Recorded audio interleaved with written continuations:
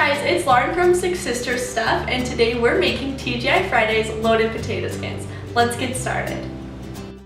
We're starting with 3 potatoes that we've baked at 425 for about 30 minutes. These are just seasoned with salt and pepper and a little bit of olive oil.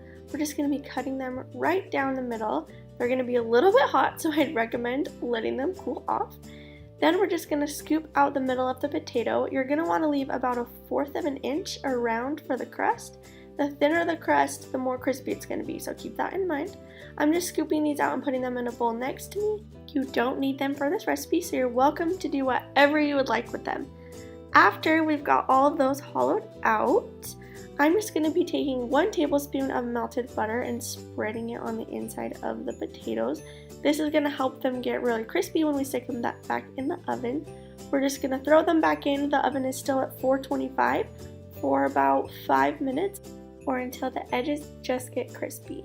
Then we're just going to load those up with cheese and everyone's favorite, bacon.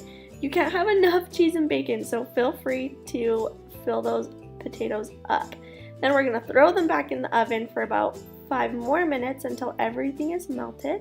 And then we're just going to top them with sour cream. If you don't like sour cream, you can use plain Greek yogurt. They're even good with like guacamole. So whatever toppings you love, throw them on there, and then just some green onions. And that's it. Those are our TGIF Copycat loaded potato skins. Thank you for watching.